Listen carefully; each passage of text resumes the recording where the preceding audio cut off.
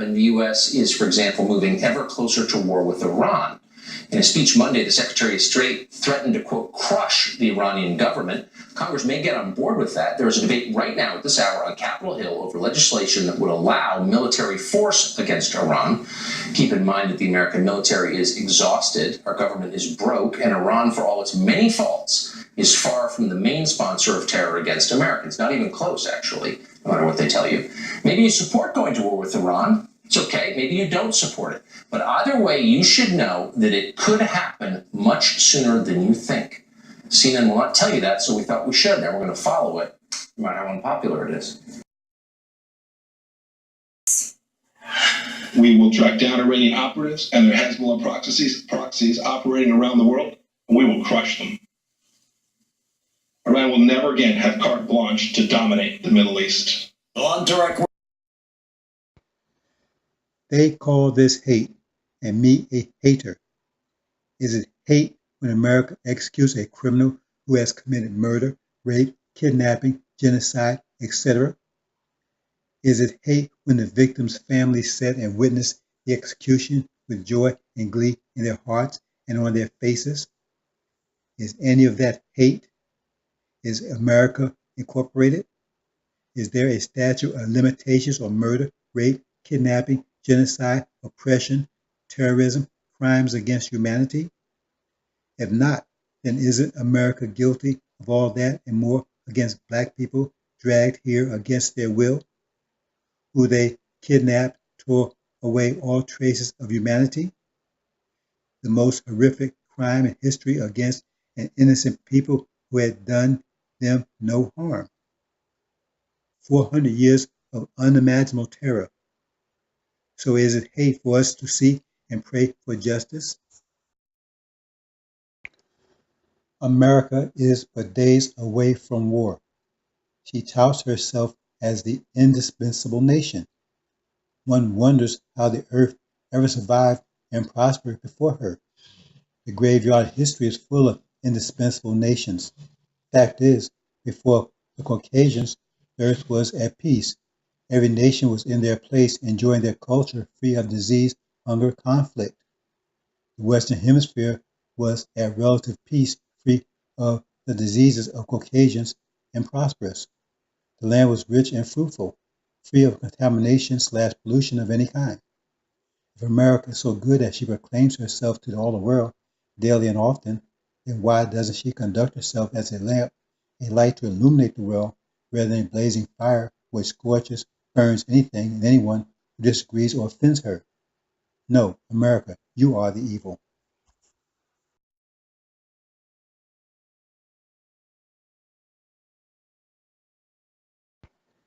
America declared war on the original nation from its beginnings. The war is not over. It has just begun. All the cowards, collaborators, false flaggers, traitors will be dealt with in due time. We are at war.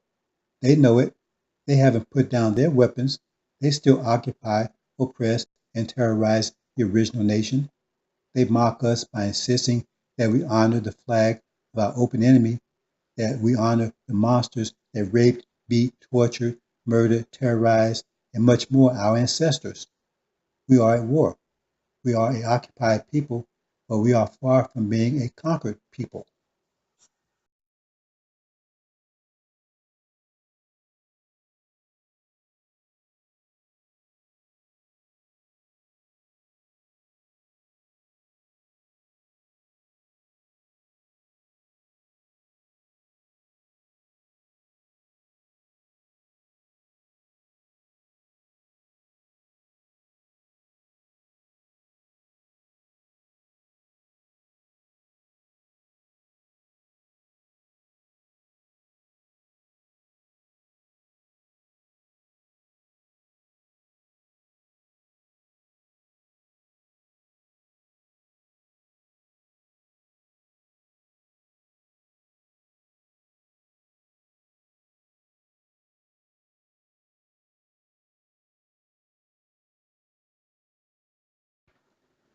Ramadan, as practiced/observed by the Sunni and Shia, is based on the lunar calendar.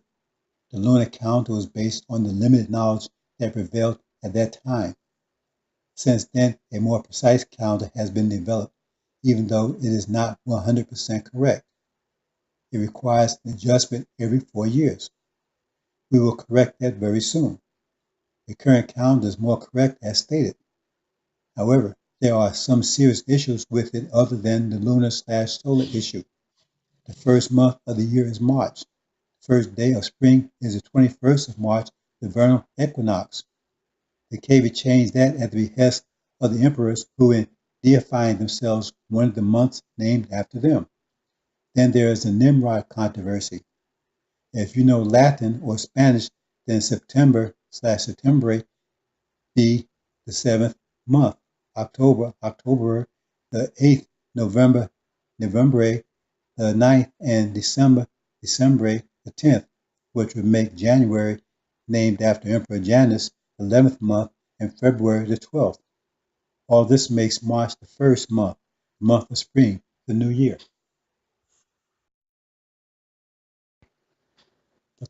The Quran teaches that of the 12 months, 4 are sacred. The Sunnis, like just about everything else, has got that all wrong. Elijah had it right. The Sunnis only observe one sacred month, which they call Ramadan. But there are 4 Ramadans, if you will. Presently, it's very difficult to even observe one, and that one is a roving observance every year at different time, which is not correct. The 4 sacred months are the vernal equinox March, the autumn equinox September, the summer solstice June, and the winter solstice December. Elijah observed the winter solstice December. Farrakhan has taken the NOI back 1400 years into ignorance. In the hereafter, we will observe all 4, which is the correct reality, the correct mathematics, the correct Islam. The earth bows to the sun 4 times a year at our command. The observance of this we call Ramadan. Much of the Quran is misunderstood unless you are firmly rooted in knowledge, not bound by the limited knowledge of 1400 years ago.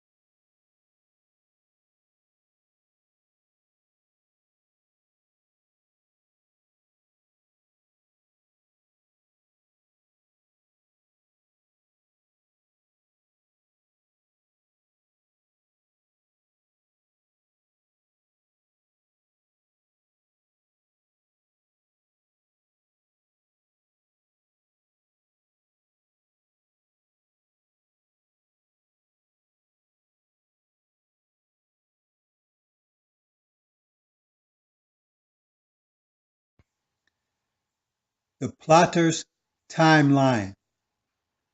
First, there is a plot, a death plot against the messenger. 2. The messenger and his most trusted and faithful believers are aware of the plot. 3. The messenger warns of a pernicious, unparalleled hypocrite waiting in the wings. 4. The messenger is able to block or restrain the plotters until his 40-year mission is complete. 5. As the messenger's mission nears its completion, the plotters close in. 6. The messenger is taken or removed by Farad just ahead of the plotters' strike. 7. The plotters strike, scattering the believers. The NOI collapses as the plotters tears it down. 8. Then the hypocrite is revealed, the son of perdition, a chief plotter. 9. The chief plotter claims the messenger, claims to be in communication with the messenger. 10. The plotter is a deceiver who will claim to be God, claim to be the Christ, claim to be Jesus. 11. The plotter will claim that his reign represents the time of the Christ. 12. The plotter called, I quote, the mouth, end quote, by the prophet Daniel will deceive and overcome the NOI. 13. The plotter will be able to produce strong signs to support his deception. 14. The plotter will be uprooted and overthrown by the true Christ at the end of the plotter's 40-year reign.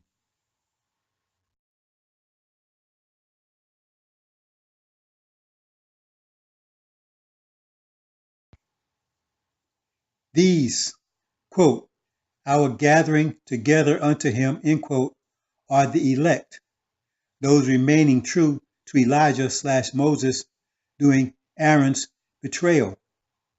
They expect to be reunited with the Son of Man at his appearance. This verse lets you know who is speaking, either the faithful believers or the messenger himself. The messenger is speaking, warning of a hypocrite worse than Malcolm, who would appear after him, quote, when I was yet with you, end quote.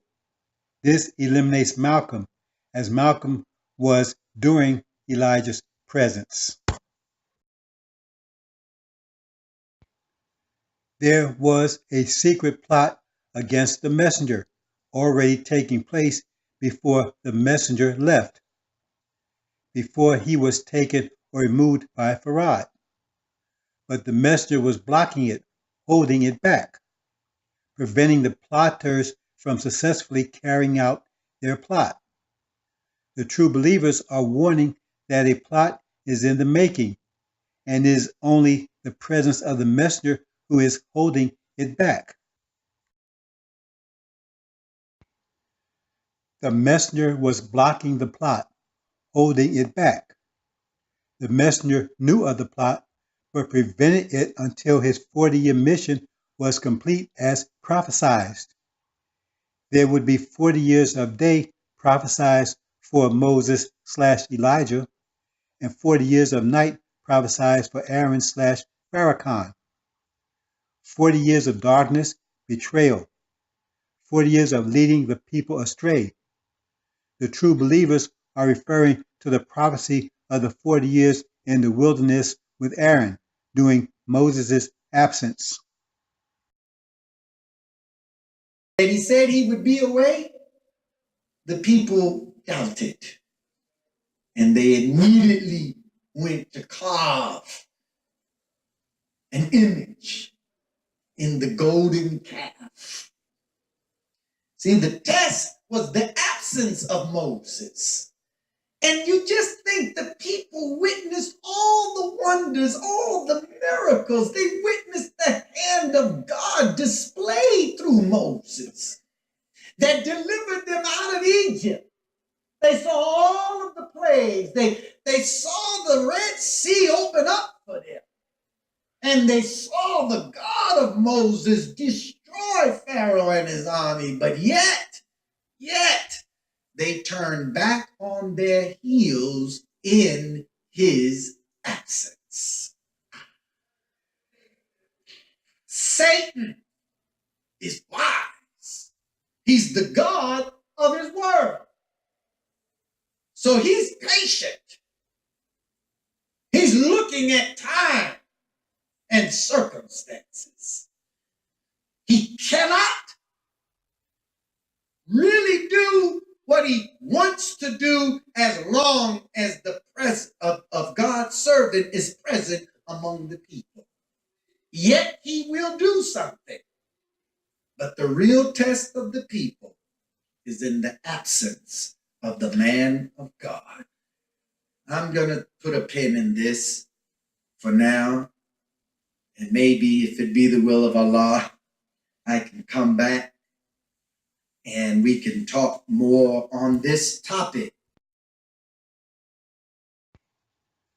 The messenger allowed the plotters to plot, but prevented them from executing their plot until his 40-year mission was complete. The plotters were praising the messenger to his face while plotting against him behind his back. The messenger is taken by Farad. Quote, Enoch didn't die, the Lord took him, end quote. Enoch is Elijah. Elias is requesting a double portion of Elijah's spirit, which he is promised if he witnesses Elijah's ascension. He doesn't witness Elijah's departure and questions the existence of Farad, saying, quote, where is the God of Elijah, end quote. The believers are warning of a death plot against the messenger. The departure of Elijah leaves Farrakhan in charge. Once the messenger was taken out of the way by Farad, the plotters came forward. They revealed themselves. They wasted no time in denouncing the messenger. Farrakhan was foremost along with Wallace. They immediately began tearing down and dismantling the Nation of Islam. The NOI didn't fall, they tore it down. They burned up all of the messenger's documents and literature. They discarded the Nation of Islam's flag and name. They renamed themselves the Bilalians. Jonah is presently consuming Farrakhan daily with his mouth, his testimony, the scriptures, revealing the AL-INJIL. There is not one scripture in either the Bible or Quran favorable of Aaron or anyone who succeeded Moses/Elijah. This is Jonah, having been coerced to go to Nineveh, the NOI, and preach that its destruction would occur 2016, 40 years/days after Elijah's departure. Suleiman is shining the light of the scriptures on Farrakhan. Soon the Son of Man, Ancient of Days, will take his seat, casting out Farrakhan and all his lying devils with him.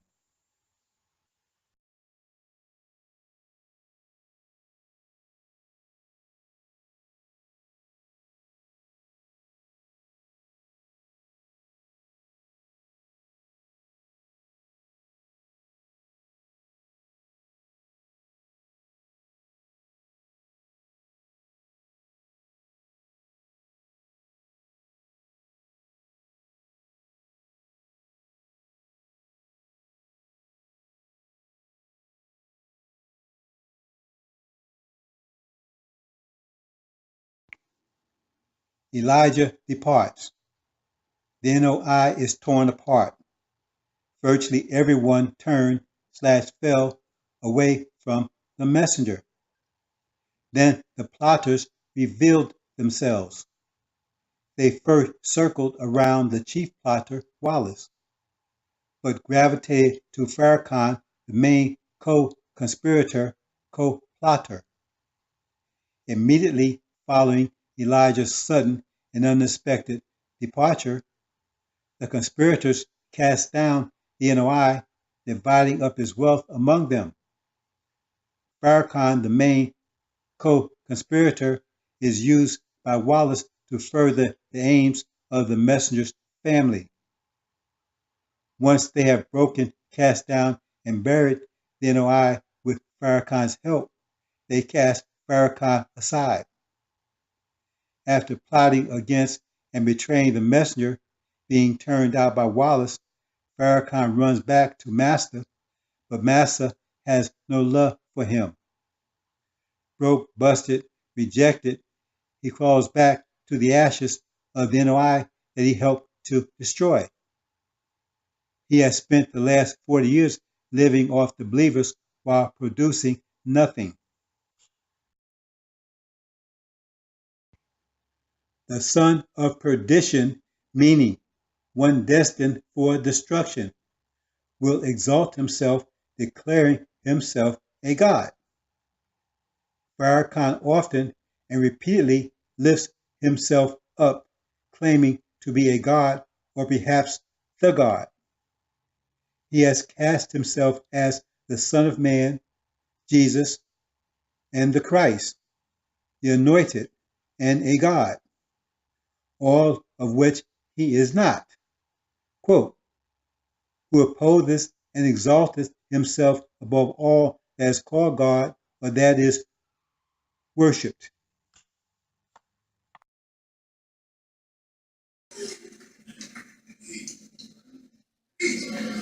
I'm a young God.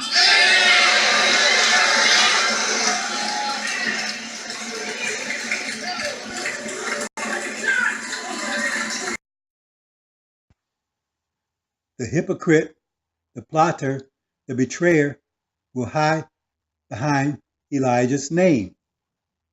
He will claim to be representing the messenger. He will claim to be in communication with the messenger and that he is the Christ to come, the long-awaited Messiah. We are told that he is not the Christ, that the time of the Christ is not yet, not until the 40 years of Elijah and the 40 years of Aaron are fulfilled.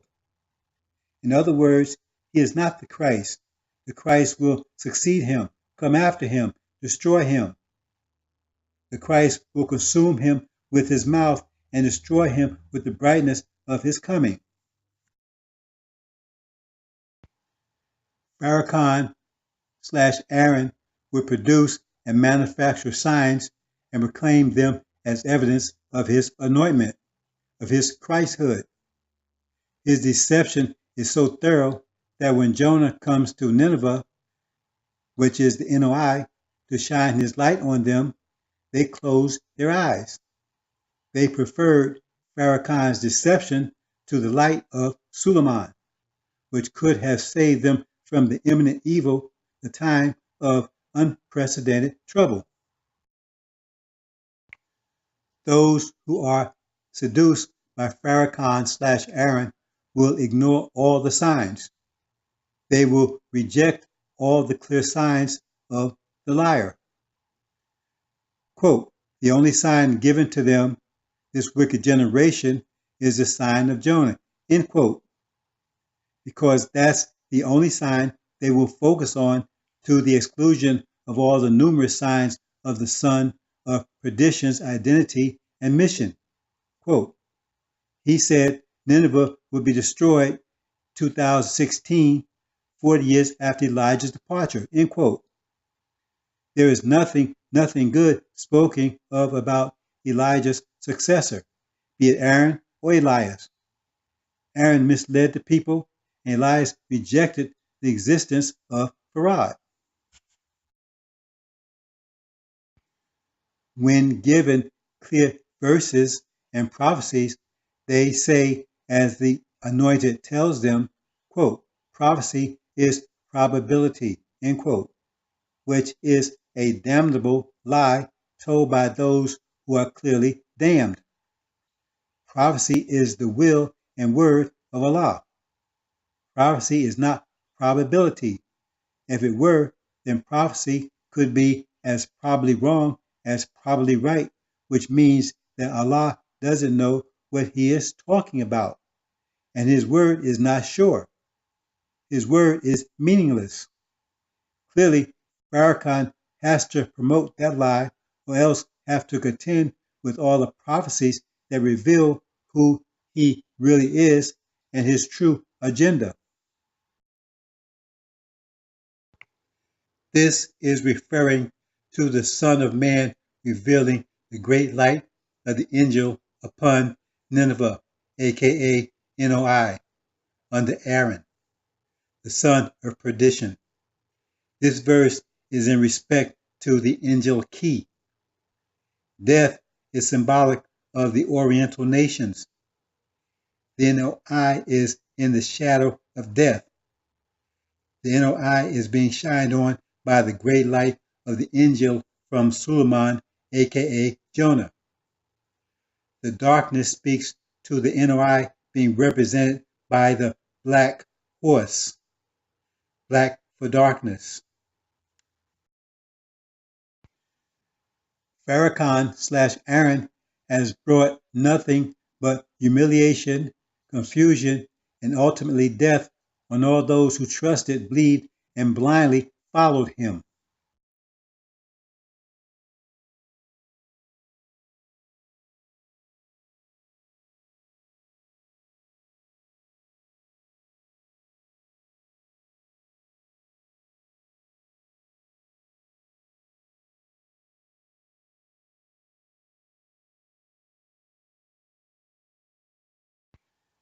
Farrakhan/Aaron, the co-conspirator pretending to be with Elijah, secretly wants everything that Elijah has. He wants to control and be recognized by the Muslims and Christians. It's not about Islam, it's about him. He just wants to be worshipped, doesn't care by who. Like any entertainer who doesn't care who's in the audience, just cares that the stadium is full.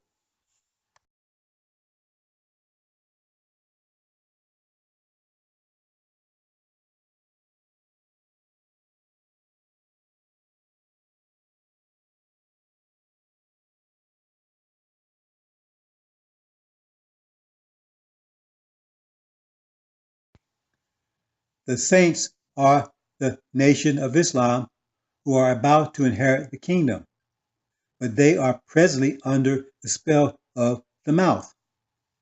The mouth hates them. The mouth is at war with them, and they don't even know it. The mouth will have seduced them with his mouth. He's a good talker. According to the description of Elias, he's a musician. This, as the prophecy states, will continue until the Ancient of Days, the Son of Man, arrives and destroys the mouth.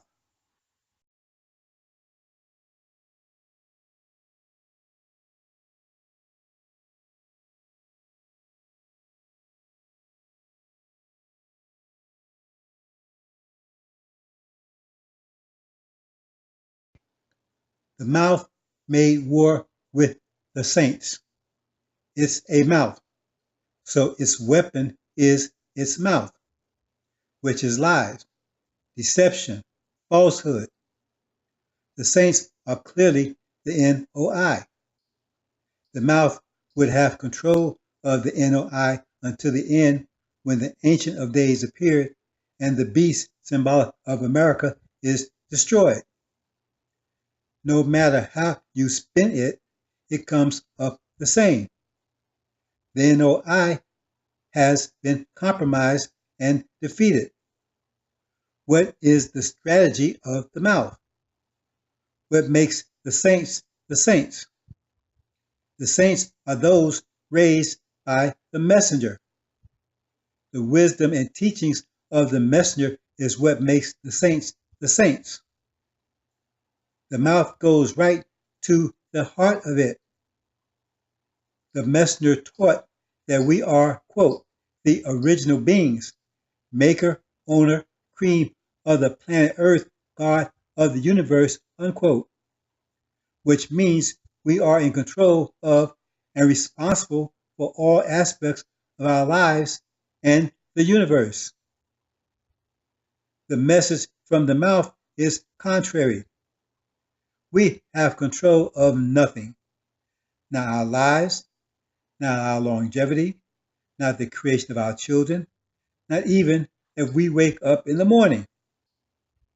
There is some mystery God in control. We control nothing, only signing checks to the mouth and producing for him. That's his strategy.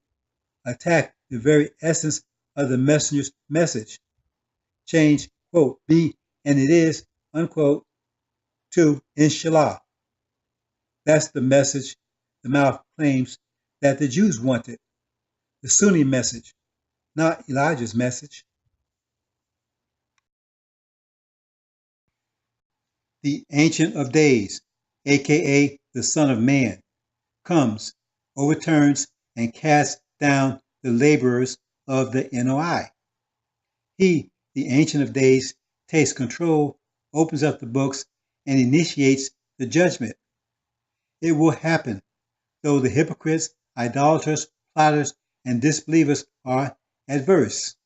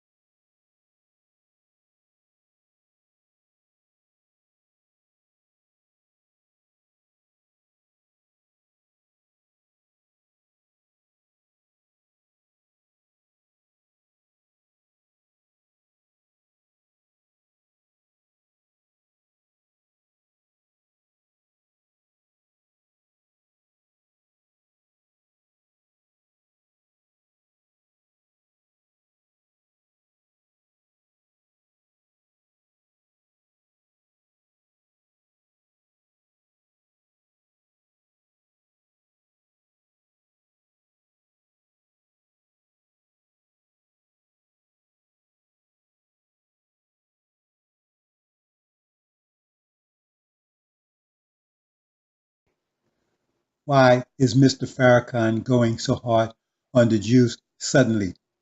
Could it be in response to the video? The son of perdition. He is the son of perdition, which is clear to anyone who is clear thinking and gives a damn. Farrakhan needs a, quote, stalking horse, unquote, to divert attention from himself, a magician's trick. If he is the Christ, he needs a, quote, son of perdition, end quote, to consume. So he is pointing to the Jews as the son of perdition, going hard against them with all 4 feet, hard. He just needs to do a major surgery on the prophecy, just a little trimming here, a little glue there.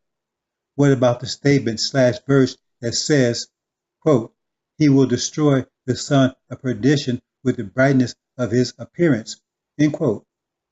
Well, is it me, or hasn't Farrakhan been visible for over 40 years? So is he going to, quote, reappear, unquote? Mr. Farrakhan / Aaron, you are not the Christ. The suit won't fit. You are the son of perdition, doomed to destruction by your own hands and mouth. Lifting one's self up is always a fool's errand. You can't fight mathematics. You can't fight Allah's will. Allah's will is prophecy. Prophecy is mathematics. Prophecy tells you what Allah is willing into existence. It is. So fight against it if you will. Allah will perfect his light, though you are averse. As far as exposing Satan, Farah exposed Satan. Elijah exposed Satan. I have been exposing Satan since 1990 when I first began breaking the seals on the angel. When you are still teaching that the one sitting on the throne, who the Lamb took the book from, is God, who is in fact Satan, how can you expose Satan when you can't recognize him? Satan, the Jews, are also the Antichrist, as stated in the book of John, for your information. So you should not take credit for exposing Satan. What will you say when the Shia would see her throw the money changers, bracket capitalists, America, Britain, / false Israel, in bracket, out of the temple, Middle East, Jerusalem? Satan is about to be dismissed, but not by you. Do something to prove what your mouth proclaims. Break the seals of the angel, aka Revelations. You can't because you are a fraud. That's the signature, the credentials of the Christ, the breaking of the seals.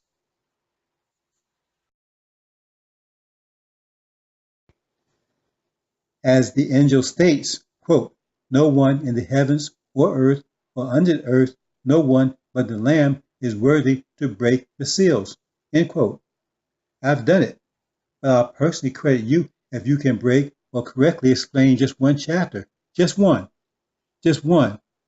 What about the seals, the trumpets, the four creatures, the dragon, the beast, any of it? That's my challenge to you. You can even study my videos. Just explain one chapter correctly, and I'll be at your feet. And my word is bond. I've never betrayed or turned my back on the messenger. I've given you a 25-mile spot on a 26-mile run.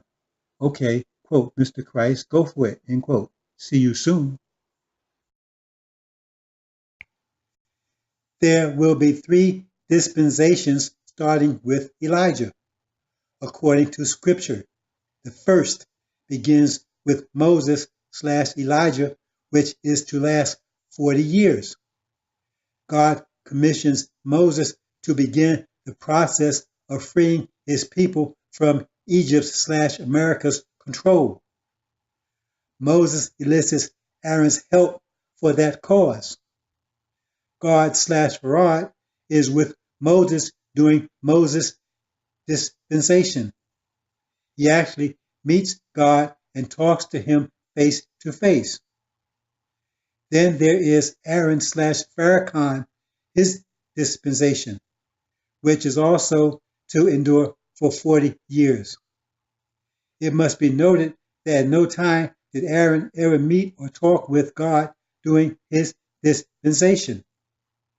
The Aaron dispensation is colored with deceptions, lawlessness, betrayal. The people get out of control, worship false gods, and become a mockery before their enemies, all attributed to Aaron. Following the Aaron dispensation is the Joshua dispensation, which has no end. Joshua is the Hebrew name for Jesus. Jesus is given charge of the people, and he leads them into battle against their enemies all the way to the promised land, the hereafter paradise of promise. The story of Moses and the children of Israel is divided into 3 parts or 3 dispensations. First Moses, second Aaron, and the third Joshua, called Jesus. Moses / Elijah is commissioned by God, Farad, to begin the process of restoring Israel, the original nation, from 400 years of terror, the horror show called slavery. It's a 40-year commission to be aided by Aaron / Elias. The dispensation of Aaron / Farrakhan follows on the heels of Elijah's departure. Aaron, unlike Moses, never met God / Farad. Aaron is given charge of the Nation of Islam for 40 years in the wake of Elijah's removal by Farad.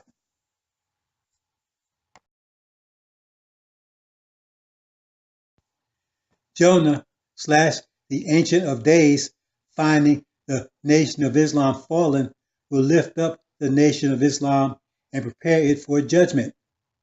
He will clean house, purge out all the weak and unfaithful sons of Levi, the priest tribe, who are responsible to carry the word of God to Israel.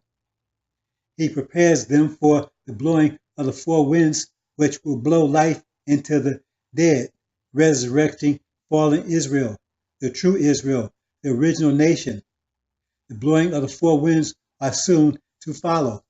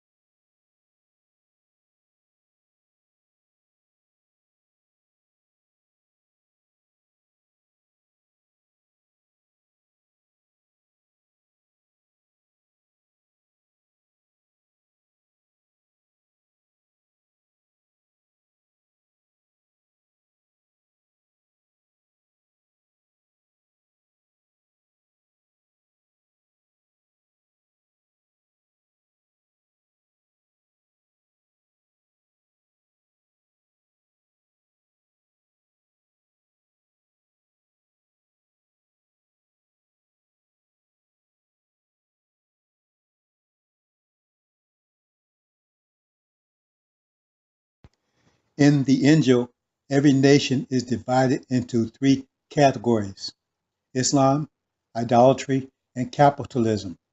Make no mistake, capitalism is a religion.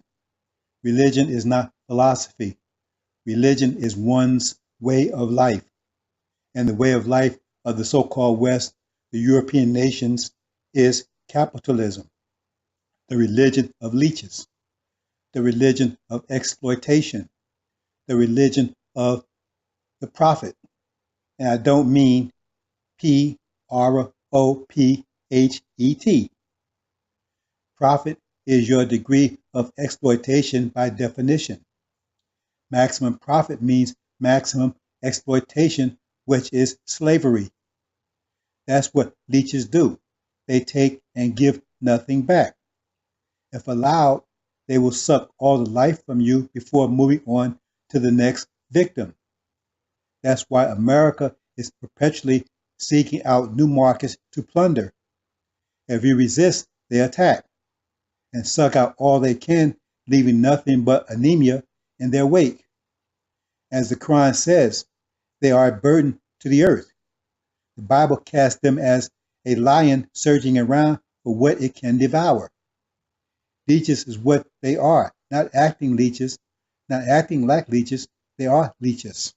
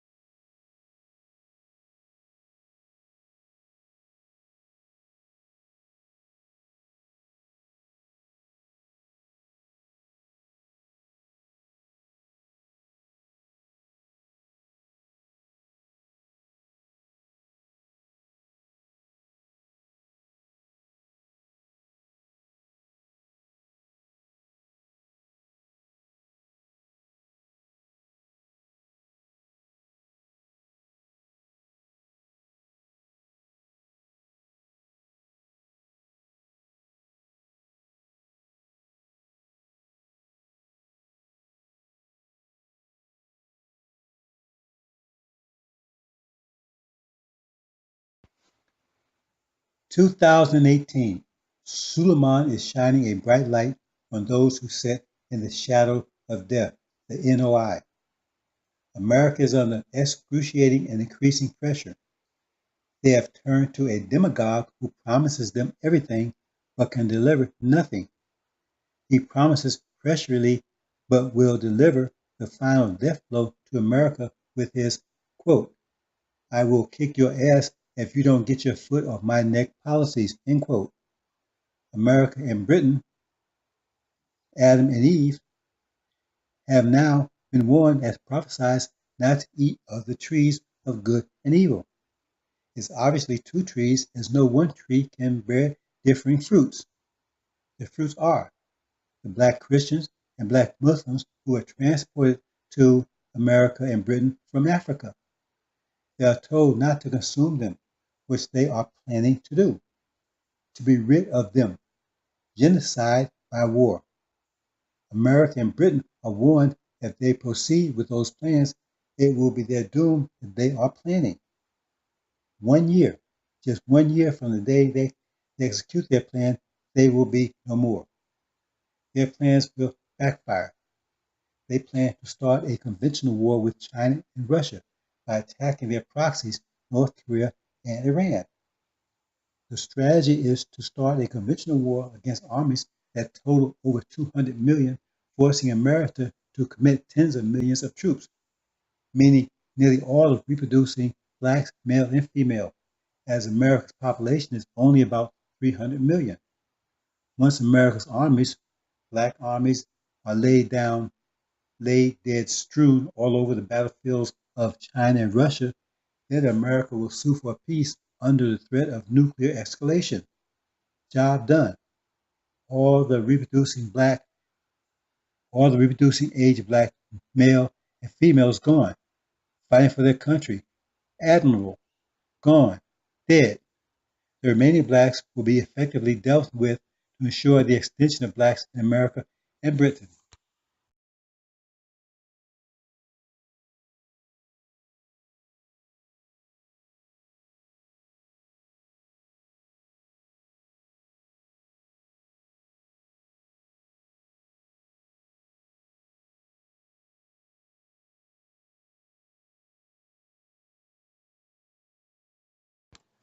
America and Britain invade the Middle East, Iraq, in 1990 at the command of their master and God, false Israel. They lift up false Israel and secure false Israel's control of Jerusalem.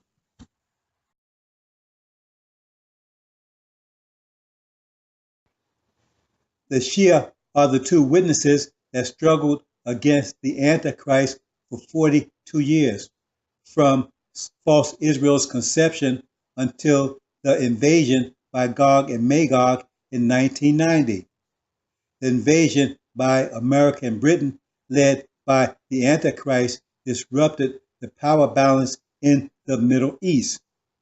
They became the controlling or dominant forces in the Middle East, superseding the authority of the Shia with the Arabs' support.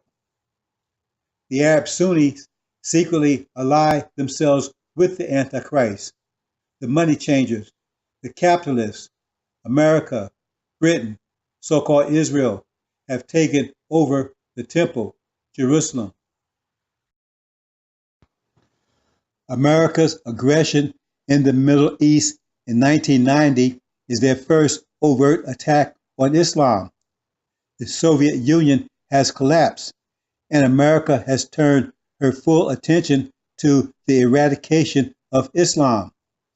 Islam is an capitalist nightmare. The fundamental pillar of capitalism is usury, credit. The Quran reveals that Allah is against usury and at war with the users, the banks.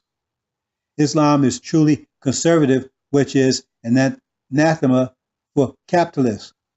Capitalism and democracy is incompatible with Islam.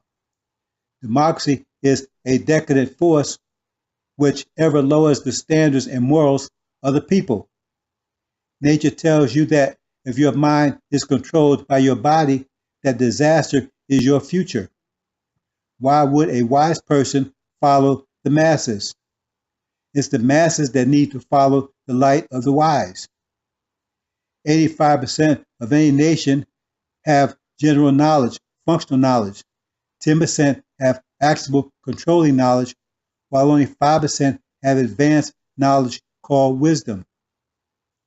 Why would the 5% follow the blind 85%? Would even a blind man want to be led by another blind man? Democracy is one of Yakub's tricks to blind a nation while they rip it off. Capitalism is the economy of leeches. Capitalism is the economics of leeches. It is not self-sustaining. If it were, why wouldn't the authors and practitioners of capitalism stay in Europe and apply it there? They didn't for the same reason leeches can't sustain themselves and stay in place. They need something to live off of, to suck its blood. When they run out of others to suck their blood, they die. Capitalism only works when they have new victims from which they can leech off of. America opened up trade with China, a new market, for the purpose of exploitation.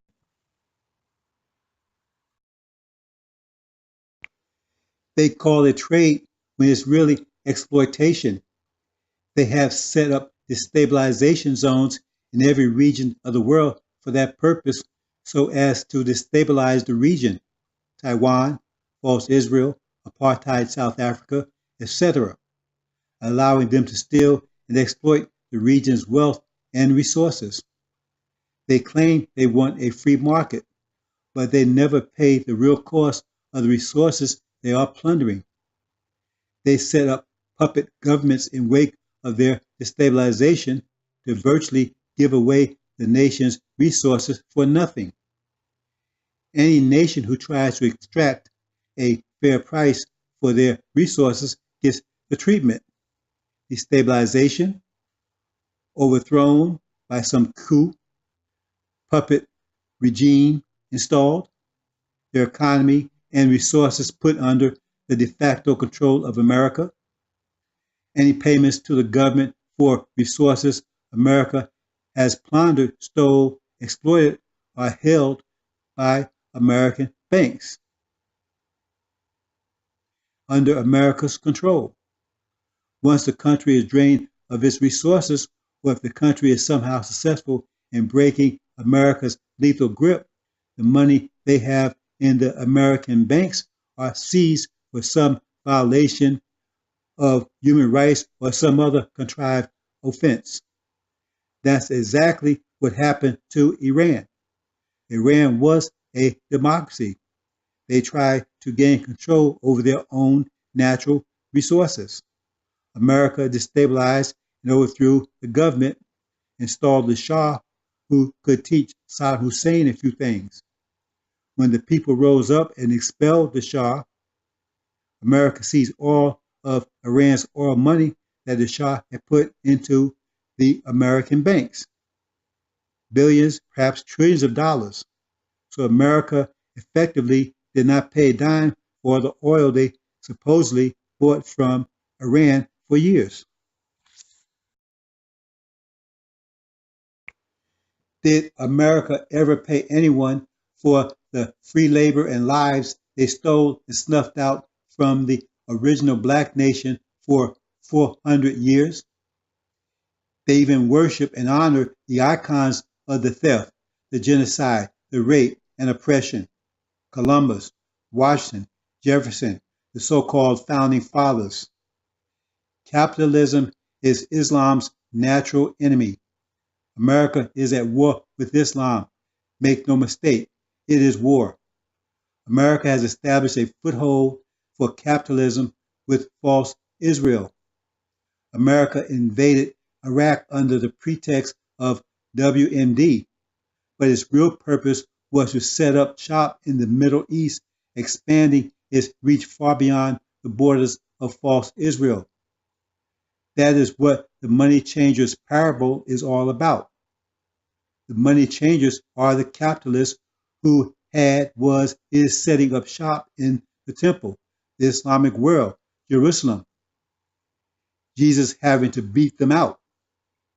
Esau, the fifth trumpet, leading the Shia, beats America, Britain, and false Israel out of the Middle East. This act triggers all-out war between Islam and the money changers, the capitalists. We must not forget the lesson of King Philip of France, who wiped out the Knights Templar, who France was in great financial debt to. When the Knights Templar demanded their money, King Philip gathered all the leaders to a supposed meeting to discuss the debt. But at the meeting, he labeled them heretics and had them all burned at the stake. No more debt. Suddenly France was debt-free. That's the way of the West. They have no intentions of paying their debt to China. A contrived war where the vanquished pays reparations for the war, and there is no one to claim the debt. That's the way of the leech.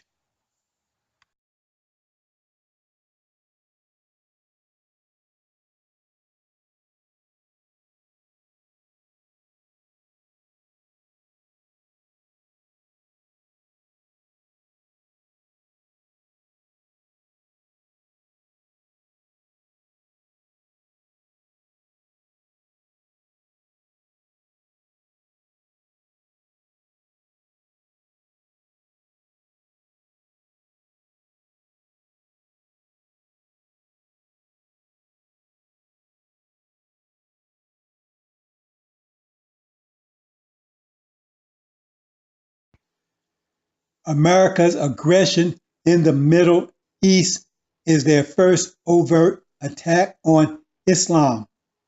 The Soviet Union has collapsed.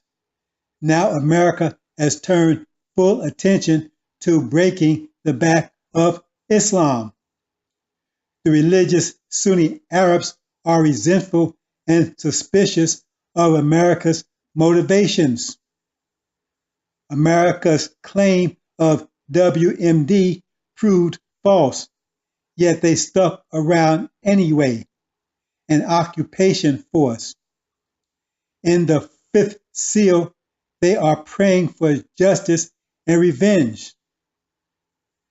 For 11 years, approximately 1/2 hour later, an hour is 24 years, the Sunni Arabs planned their revenge. Having planned their revenge, they strike at the heart of America's symbol of capitalism, the World Trade Center. The Sunni Arabs, as well as all knowledgeable Muslims, know that the true religion of America and the West is capitalism. Capitalism is at war with Islam, and Islam is at war with capitalism. Allah is at war with the users, the priests of capitalism. All the attackers were Sunni Arabs from Saudi Arabia. None were from Iraq. This attack was inspired by Suleiman. He is the angel who receives the 7 trumpets. The seals have been broken by Suleiman, and the attack on the World Trade Center was his first warning shot across the bow of God before he starts sending his angels forth the 7 trumpets. The trumpets are also the 7 seals, and Suleiman, having broken the seals, is about to loose them on Gog and Magog. The attack on Gog 911 is an announcement of his presence.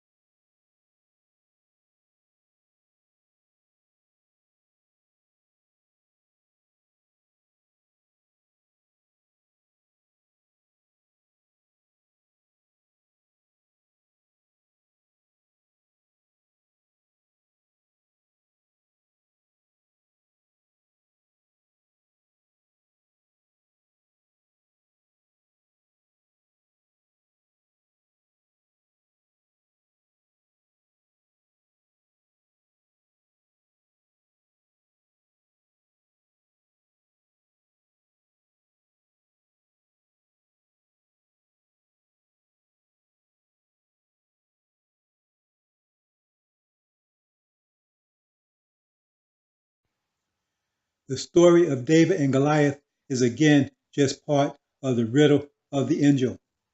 The biblical stories never happen. They are all prophecies about the time of unprecedented trouble for which we are fast approaching. This is the year 2018. The parables of Jesus cannot be deciphered without the angel key. The angel key is the key, and only Solomon has it. As stated, only the Lamb of God, only he can break the seals, crack the angel atom. It's sad, if not outright pathetic, that the hypocrites who bang the ignorant Christian preachers over the head with the scriptures are themselves deniers of clear scripture. I tell you, they have their reward, a reward prepared especially for them.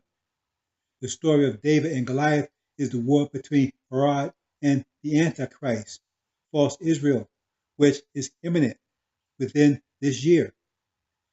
Here we see the Shia or the slingshot, and Isa is the stone, which Herod will use to knock down false Israel, lay siege to false Israel, and overthrow it.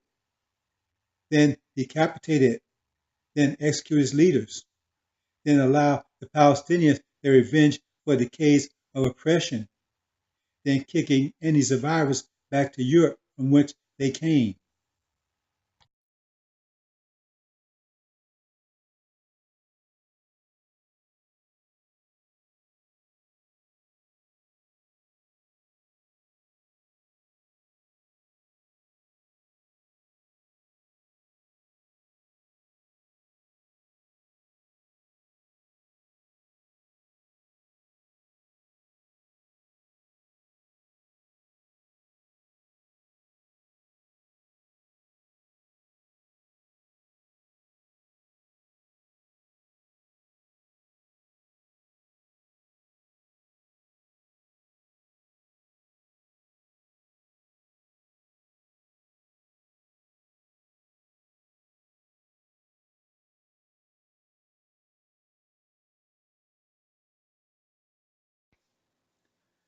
The hidden enemy. Elijah warned that the last weapon of the devil would be his women. Some thought he meant, quote, white women, unquote, white complexion women. But that defies the context, as he said they would come to the temple and trick, seduce, drag the brothers out. We don't see that or anything like that happening. Don't even suspect it to happen. It would be too obvious. What brother, no matter how weak, would not see through that? No, Elijah was talking about the black complexion female devils who could slip under the radar of the strongest of brothers. They come in, some even pretending to be MGT, looking for an unsuspecting brother to sink their fangs into. Their bait and hook is a child. Once they have that, it's hard to extricate yourself from their grip without harming your child. That may prove impossible, which makes them such a powerful and deadly weapon, because they are out to destroy our future if they can't get us. How do you recognize them? Devils are emotional by nature, as they were created in haste. They are contrary, which also means negative. They take, never give. They are leeches by nature.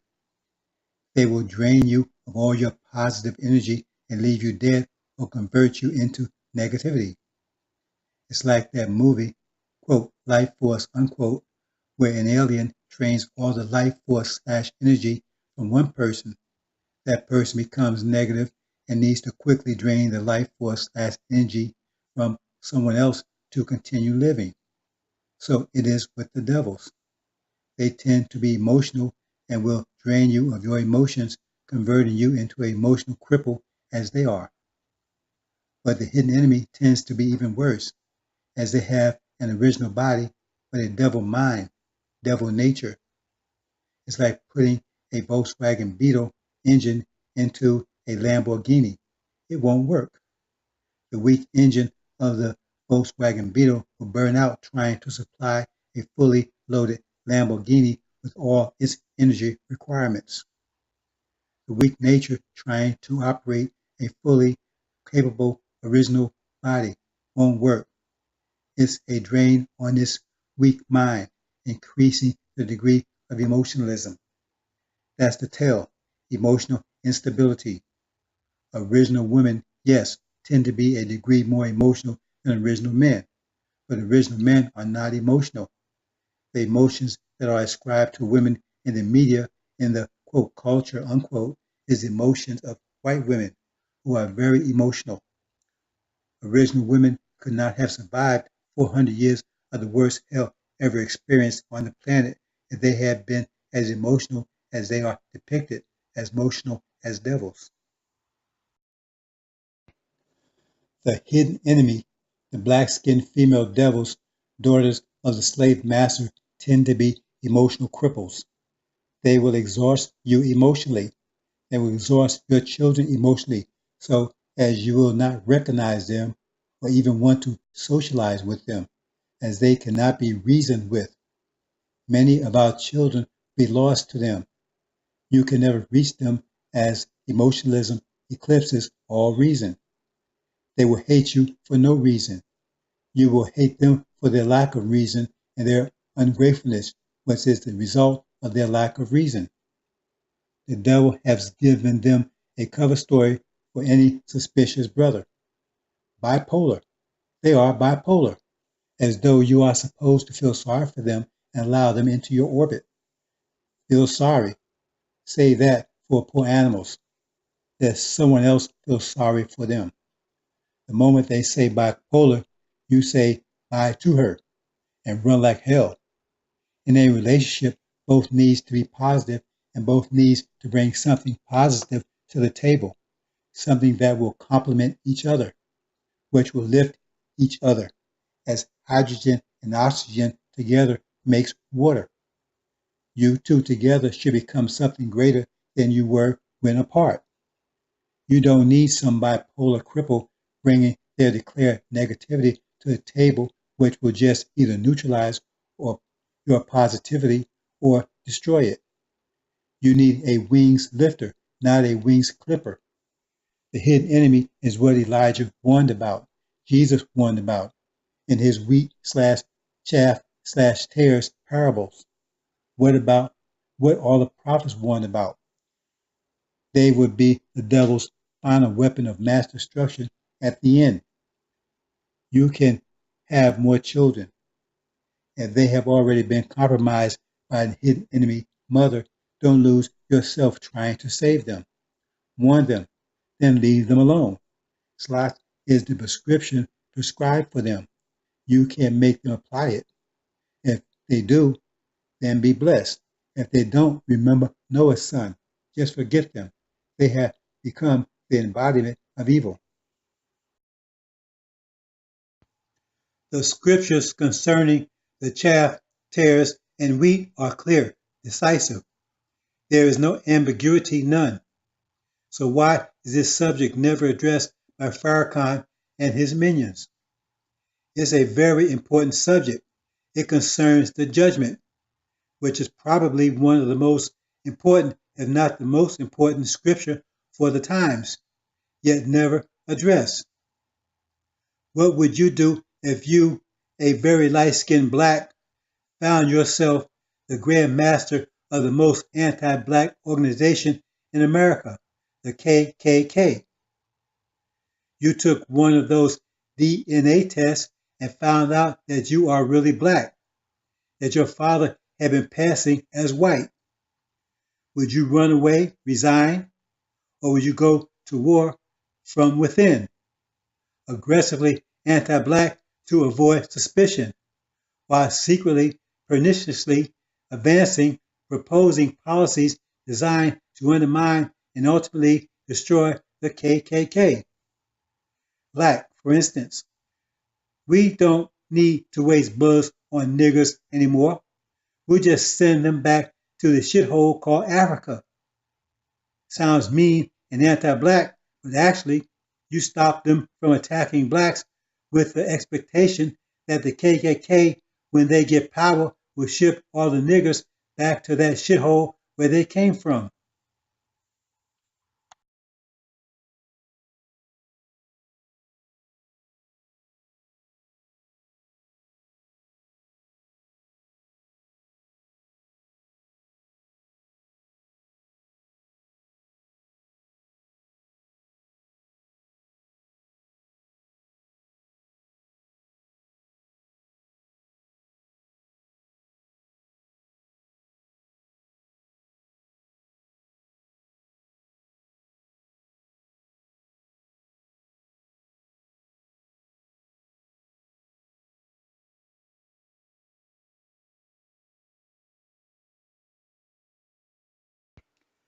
Black is a generic term provided by the slave master to encompass anyone with a drop of African blood.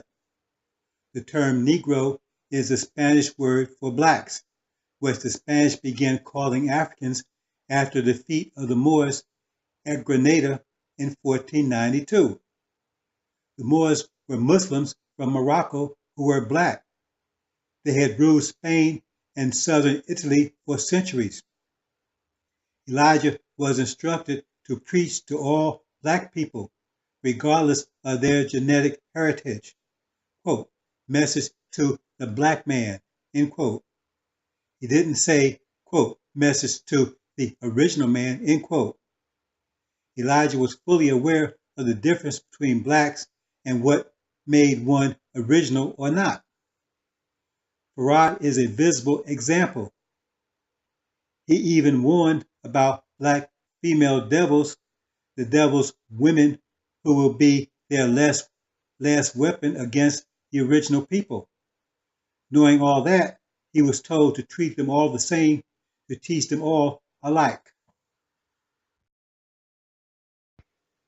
400 years of unrestrained, unrelenting rape of our innocent black women and girls during the horror hell called slavery, quote, while we were asleep, end quote. The slave master sowed his devil's seed in our garden, our women producing his slave master bastards. His purpose was to produce a docile, domestic version of black slaves loyal to him, and as a black version of himself capable of sneaking into the hereafter undetected.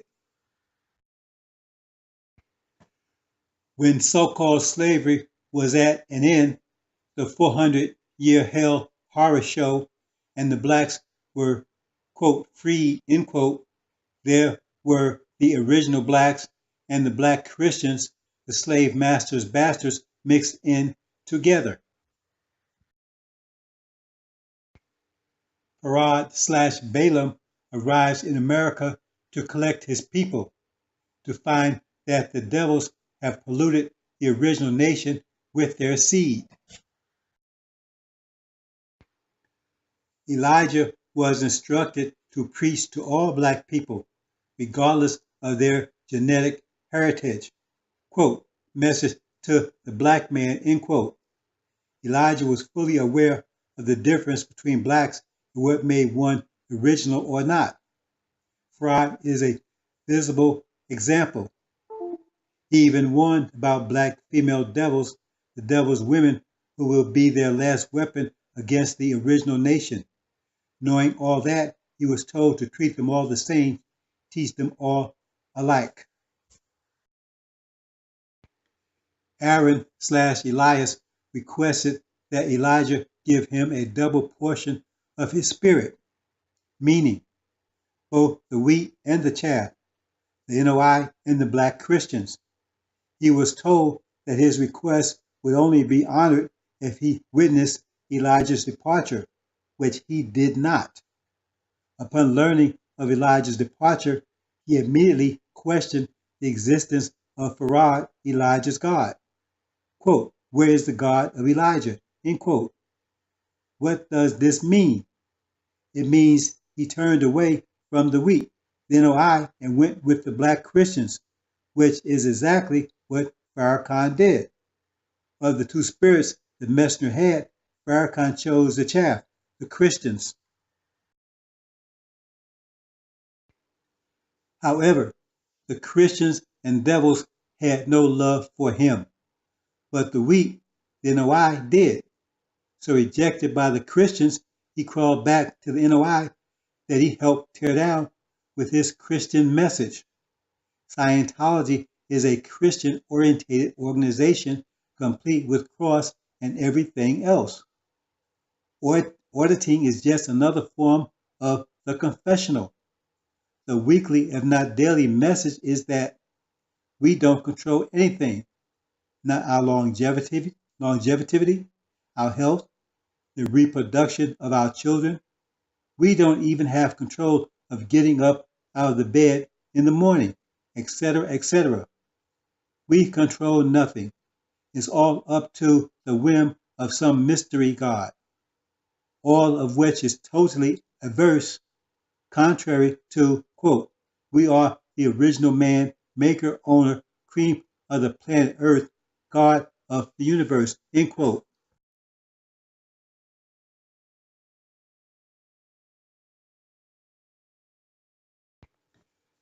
Farrakhan's birthplace, Trinidad, was a Portuguese colony, more like a giant Portuguese plantation. The Portuguese are known for their rape of black female slaves. The result is that the majority of the blacks in and from Trinidad are black Portuguese. Daniel the prophet speaks about the mouth, a well-spoken person called the mouth for obvious reasons, who will make war with the saints/NOI and prevail against them until the arrival of the Ancient of Days, who will consume the mouth with the spirit of his mouth and destroy him with the brightness of his coming. These verses, prophecies, are clear, decisive, no ambiguity, very clear. It was not left up to the messenger nor Aaron, who is an extension of Elijah's dispensation, to separate the chaff from the wheat, to separate the original people from the slave masters' bastards is the task of Suleiman/Son of Man. Black is a generic term. Black is like mud, water mixed with dirt. The Son of Man is shining his bright light on the NOI, which is composed of blacks, mud, a mixture of wheat and chaff, water and dirt respectively. The bright light of the Son of Man is causing the water to rise, leaving behind the dirt.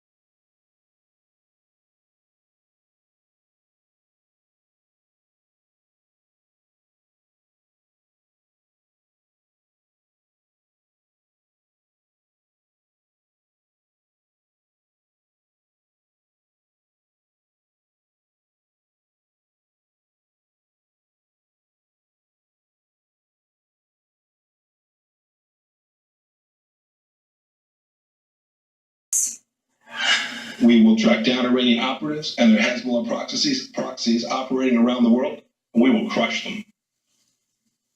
Iran will never again have carte blanche to dominate the Middle East.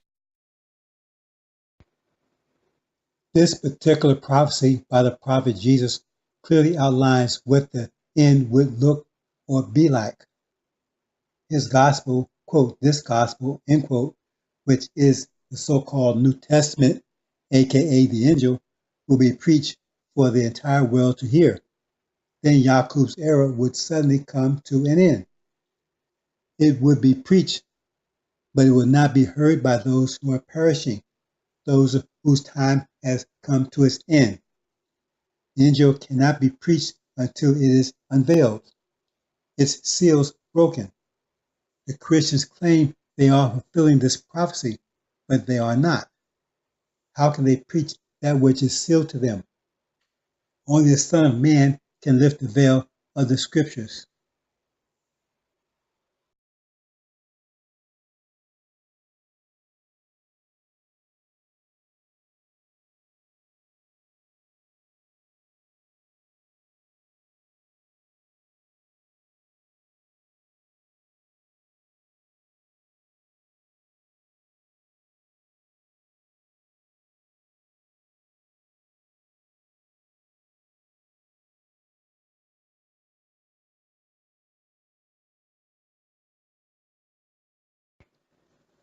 The Shia are about to rise. They are the two witnesses. The Shia will go to war with false Israel, the Antichrist, along with Gog and Magog. They will be backed by Russia, but more importantly, by Michael, aka Farad. They will kick America and Britain out of the Middle East, lay siege to and vanquish false Israel, then subdue all the Arab Sunni states that oppose them.